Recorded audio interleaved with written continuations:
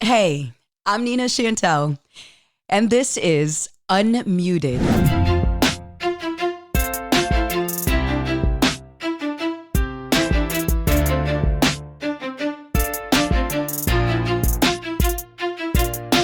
So, last week I told y'all about what it took for me to finally step into this space and how scared I was to do something new after being in radio for over 20 years. And just like how stepping into the unknown felt like standing in the middle of a storm with no umbrella and still trying to trust that the rain was gonna stop. And the way y'all responded, thank you. I mean, I'm still reading DMs and still seeing your comments. And if you haven't followed, please, it's at Unmuted, UNMUTED, with Nina Chantel, NINACHANTELE. I welcome your DMs, your comments, and I'm still processing the fact that for me, being honest, being unmuted is giving so many of you the permission to feel like you can do the same. So let me tell you, if there was ever a week where I was tempted to mute myself again, it's like the universe was trying to test me all over again, to shut it all down and say, you know what? Maybe I was really tripping and this just ain't it. It was this week where I just felt like defeated. All right, so here's what happened. I was traveling. It was for work, just a business trip, nothing new. Except this time, this trip really tried me, and I mean really, really tried me. I landed in Newark, and if you know what's going on in Newark, 'cause it's been all over the news, and if you don't know what's going on in Newark, let me enlighten you. Do not do it. Take the other route. Go JFK or something, because Newark ain't it. They've got 2 runways under construction. Air traffic control is at the bare minimum. Like there was even one day where there was only one person that was tracking all flights, which is, I mean, come on, think about how scary that is. And it's not going to get any better anytime soon. It's going to happen through the end of summer. And add to that, there was weather when I was there. So I landed in Newark. Everything started spiraling quickly and my body was already tired. Like not just sleepy tired, but the kind where you're so tired and your soul is like, girl, I ain't got nothing left. And then, like I was telling you, the weather added to it, raining, windy, just nasty. They were even talking about how there was floods on runways. And like I told you, there's already 2 that are shut down. So it was just a whole mess. And then the hotel that they had me at, I get there. And here's me dragging my bags like I'm filming some type of survival show. I get to the front desk and they tell me, oh, actually, we're switching you to a different location. This is after I was already in line for like a strong 20 minutes, right? And I'm all, excuse me?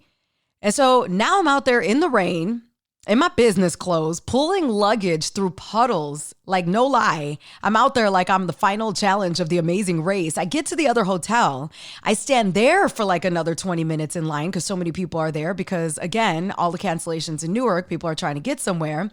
And so finally, I get to the front desk. I get my hotel key. I drag my bags down this long carpeted hallway. So it's extra hard because it's carpeted. It's a whole mission. Anyways, I get down this long hallway. I go to unlock my door. Would I tell you that the damn key doesn't work? I even took it out of the little paper thing and I went to go do it again. And yeah, the door was like, nah, it ain't happening. And that was it for me. I lost it. I felt myself unraveling. I stood there with everything that I had. And I'm like, I have to walk all the way down this damn carpeted hallway again, all the way to the elevator. My hands feel like they're getting calluses. And I just don't mean that I stood there with everything I was carrying, like the bags. I mean the exhaustion, the stress, the emotional weight, all of it. And I swear in that moment, I felt like screaming my face off, like my entire soul out in that hallway. I really thought I was going to cry, scream, something. My face felt like a cartoon where like I was completely red. There was smoke coming out of my nostrils and my ears. And like, is this even worth it? Why am I even doing this again? Like, what the hell am I trying to prove? So I finally get to the end of the hallway, right? By the way, I did not scream my face off and I did not cry because I was like, suck it up, get downstairs, girl. So finally, I get another hotel room key and I'm like, can I just get another room? Because I'm not walking back all the way down that long ass hallway with the carpet. So the lady was feeling bad for me. She saw I looked disheveled. She was like, I got you. So I get a closer room to the elevator. But this time I make it into the room and it doesn't stop there. Now there's noise. Like, I don't know what the hell they're doing outside. It sounded like they were banging construction on huge boards of wood or something. This noise is so damn loud, chaotic, impossible to sleep noise coming from outside. And at this point, that was it for me. That was my last, even small, I'm not even going to call it an ounce of patience because there wasn't even an ounce left. That was it for me. So I just stood there and I looked up and I stared at the ceiling. And I mean, I cursed and I wondered how the day managed to be this trash.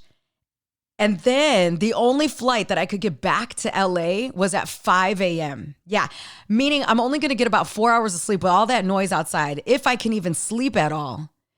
And so I text the one person in my life who gets me, who's always there for me and has something encouraging to say. And my text was like, I'm pissed. I just want to quit everything right now.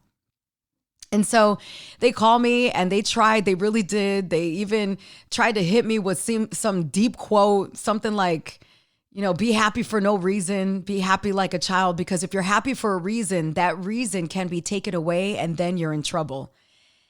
And I was just like sitting there listening. I wasn't trying to hear none of that. Yo, you ever feel like you're so pissed that can you just let me be pissed off for a reason? Can you just for a minute? And so I snapped. I was like, happy for what? Like for what? What am I supposed to be smiling for right now? And then they got frustrated. They started going down the whole perspective list. Like, do you know that somebody out there is stuck in the airport that doesn't even have any hotel money? Somebody's sleeping on a bench. They don't even have a cot. Somebody's on those disgusting floors in the airport sleeping. Some people don't have a place to go. And I was just like, you know what? I hear you, but right now I just want to be mad. Can I just feel this for a second? Can I be frustrated without being told it could be worse? But then they said something that made me laugh, and I'm talking about hysterically, and made me feel like it wasn't even that deep. Like it went away in like a second with just something that they said. And it was just this one off the cuff things that hit me at the right moment. And suddenly I just wasn't mad anymore. And I was still tired. I was still annoyed. I still looked disheveled, but something just cracked open and I was like, okay, fine. Let me just try to get some sleep. You know, I thanked them. I did. I got some sleep, not enough sleep, but you know, I got a little bit. And then the next morning, you know, I get down there to get back to the airport. It's still raining. It's still dark, but I found this cute little coffee spot and that cup of coffee was damn delicious, let me tell you. And it just did something to me. It didn't just wake me up with the caffeine, but it reminded me like, hey, I'm still here. This coffee is delicious. I'm still breathing. I'm still capable of some joy and enjoyment, even after that dumpster fire day yesterday. And so then I get on that flight. I board that early flight. I end up sitting next to these two passengers who were just so kind. And we just got into this deep conversation, several of them. Some were about family, some were about travel, some just about life and about doing things scared. It was like they were on the same wavelength with me. And then suddenly everything started to shift. Like maybe I was supposed to be on this flight. Like I even had a moment there where I looked out the window and I was just like, you ever just have a minute where you just stop, exhale, and you just kind of look up and you just thank God. Like with your heart, you don't have to say it out loud, but you just thank God. Maybe I really was meant to sit next to these people. Maybe what I felt like, what I thought was punishment was actually alignment. Because when I landed back in LA, I'm at LAX, and you know when you pass those screens that show like the status of all of these, you know, flights and the gates and whatever? Well, that screen showed every single Newark flight was delayed by at least 4 hours. Some were even canceled. And I just stood there for a second. Again, I was staring at that screen like, wow. I looked up once again in LAX and I'm just thanking God. I said, you were protecting me this whole time. And then I wanted to cry and tear up. And I was like, girl, get it together. But all that stress, all that noise, my point is that early flight, that hotel madness, it just got me out just in time. Suddenly I felt grateful. Grateful that I didn't quit. Grateful that I didn't let my frustration override my purpose. Grateful that I stuck it out. And even when it felt like the universe had me on mute. And I thought about what I said last week on the episode, that some things aren't happening to us. They're happening for us.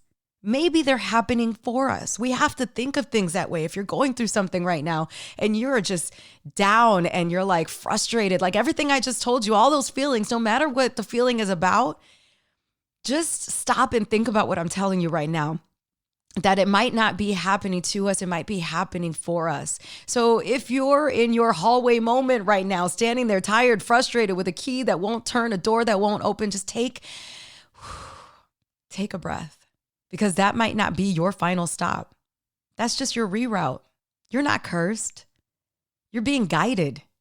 You're being covered. And when that noise dies down, you will see it. Maybe not today, maybe not this week, but eventually it will click. And then you're going to have that moment and say, oh, that's why.